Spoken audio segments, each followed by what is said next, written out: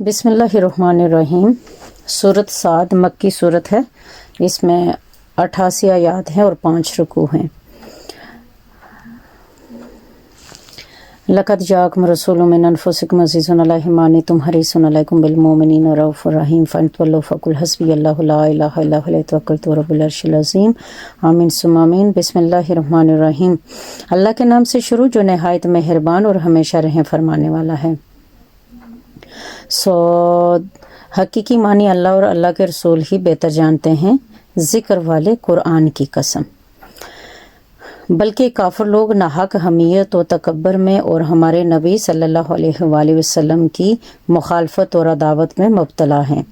ہم نے کتنی ہی امتوں کو ان سے پہلے ہلاک کر دیا تو وہ عذاب کو دیکھ کر پکارنے لگے، حالانکہ اب خلاصی اور رہائی کا وقت نہیں رہا تھا، اور انہوں نے اس بات پر تعجب کیا کہ ان کے پاس انہی میں سے ایک ڈر سنانے والا آ گیا ہے، اور کفار کہنے لگے یہ جادوگر ہے، بہت جھوٹا ہے۔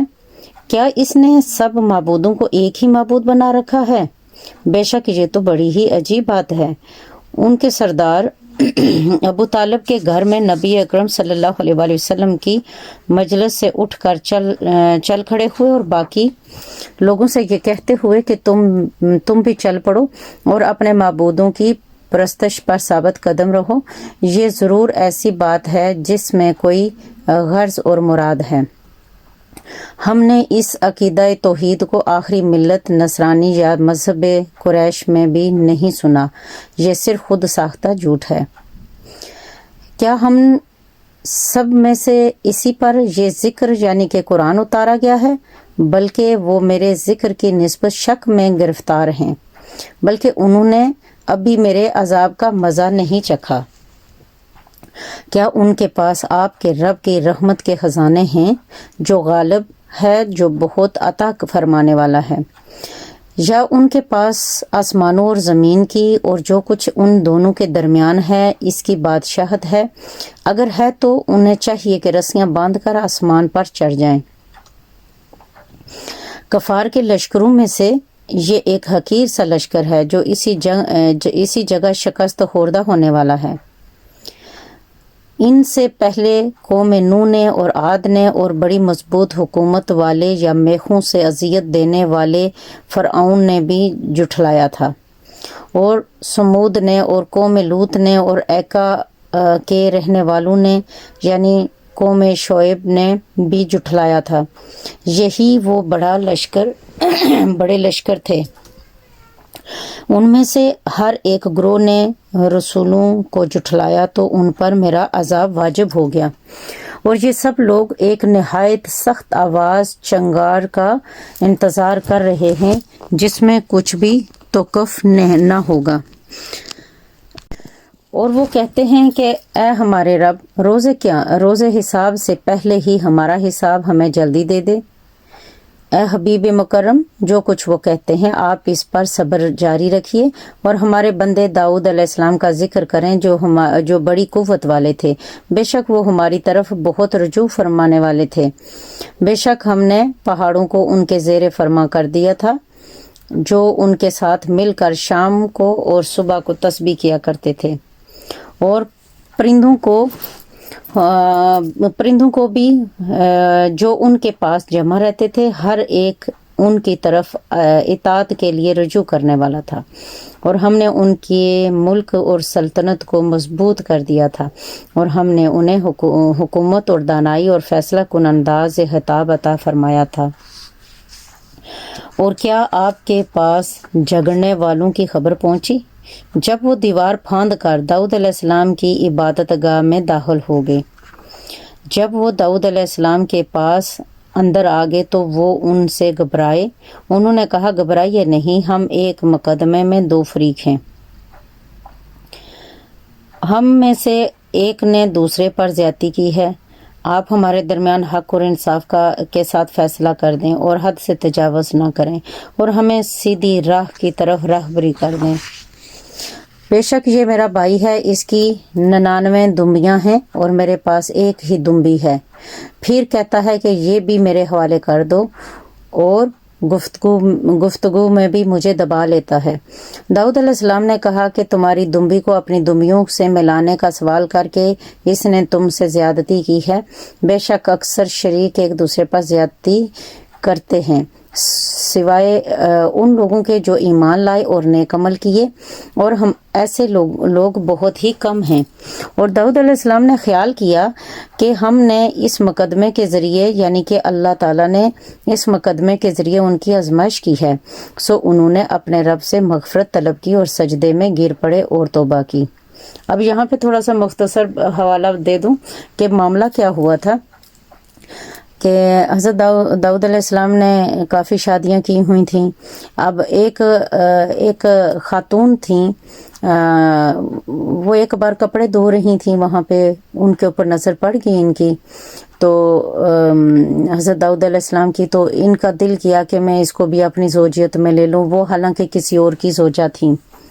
تو اب یہ بات اللہ تعالیٰ نے ان کو ذہن میں ڈالنی تھی کہ یہ انہوں نے جو سوچی ہے یہ ٹھیک نہیں ہے، تو اس لیے یہ لوگ وہاں پہ ان کے گھر میں اللہ تعالیٰ نے کی طرف سے آئے ان کو سمجھانے کے لیے کہ یہ جو سوچیں ہیں آپ کی یہ ان کو بدل دیں۔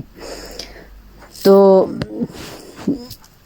ہم نے ان کو معاف فرما دیا، بے شک ان کے لیے ہماری بارگاہ میں قرب خاص ہے اور آخرت میں اعلیٰ مقام ہے۔ اے داؤد علیہ السلام، بے شک ہم نے آپ کو زمین میں اپنا نائب بنایا، سو تم لوگوں کے درمیان حق و انصاف کے ساتھ فیصلے یا حکومت کیا کرو اور خواہش کی پیروی نہ کرنا، ورنہ یہ پیروی تمہیں خدا کے راستے سے بھٹکا دے گی۔ بے شک جو لوگ اللہ کی راہ سے بھٹک جاتے ہیں ان کے لیے سخت عذاب ہے، اس وجہ سے کہ وہ یوم حساب کو بھول گئے ہیں۔ اور ہم نے ان آسمانوں کو اور زمین کو اور جو کائنات دونوں کے درمیان ہے اسے بے مقصد بے مصلحت نہیں بنایا۔ یہ بے مقصد یعنی اتفاق یا تخلیق کافر لوگوں کا خیال ہے کہ اور یہ نظریہ ہے کہ سو کافر لوگوں کے لیے آتش دوزخ کی ہلاکت ہے۔ کیا ہم ان لوگوں کو جو ایمان لائے اور اعمال صالحہ بجا لائے ان لوگوں جیسا کر دیں جو زمین میں فساد برپا کرنے والے ہیں، یا ہم پرہیزگاروں کو بد کرداروں جیسا بنا دیں گے؟ یہ کتاب برکت والی ہے جسے ہم نے آپ کی طرف نازل فرمایا ہے تاکہ دانش مند لوگ اس کی آیتوں میں غور و فکر کریں اور نصیحت حاصل کریں۔ اور ہم نے داؤد علیہ السلام کو فرزند سلیمان علیہ السلام بخشا، وہ کیا ہی خوب بندہ تھا، بے شک وہ بڑی کثرت سے توبہ کرنے والا ہے۔ جب ان کے سامنے شام کے وقت نہایت سبک رفتار عمدہ گھوڑے پیش کیے گئے تو انہوں نے انابتاً کہا کہ میں مال یعنی کہ گھوڑوں کی محبت کو اپنے رب کے ذکر سے بھی زیادہ پسند کر بیٹھا ہوں، یہاں تک کہ سورج رات کے پردے میں چھپ گیا ہے۔ انہوں نے کہا کہ ان گھوڑوں کو میرے پاس لاؤ، تو انہوں نے تلوار سے ان کی پنڈلیاں اور گردنیں کاٹ ڈالیں، یوں اپنی محبت کو اللہ کے تقرب کے لیے ذبح کر دیا۔ اور بے شک ہم نے سلیمان علیہ السلام کی بھی آزمائش کی، اور ہم نے ان کے تخت پر ایک عجیب الخلقت جسم ڈال دیا، پھر انہوں نے دوبارہ سلطنت پا لی۔ عرض کیا، اے میرے پروردگار، مجھے بخش دے اور مجھے ایسی حکومت عطا فرما کہ میرے بعد کسی کو میسر نہ ہو، بے شک تو ہی بڑا عطا فرمانے والا ہے۔ پھر ہم نے ان کے لیے ہوا کو تابع کر دیا، وہ ان کے حکم سے نرم چلتی تھی جہاں کہیں بھی وہ پہنچنا چاہتے، اور کل جنات و شیاطین بھی ان کے تابع کر دیے، اور ہر مار اور غوطہ زن بھی، اور دوسرے جنات بھی جو زنجیروں میں جکڑے ہوئے تھے۔ ارشاد ہوا کہ یہ ہماری عطا ہے، خواہ دوسروں پر احسان کرو یا اپنے تک روکے رکھو، دونوں حالتوں میں کوئی حساب نہیں، اور بے شک ان کے لیے ہماری بارگاہ میں خصوصی قربت اور آخرت میں عمدہ مقام ہے۔ اور ہمارے بندے ایوب علیہ السلام کا ذکر کیجئے، جب انہوں نے اپنے رب کو پکارا، مجھے شیطان نے بڑی اذیت اور تکلیف پہنچائی ہے۔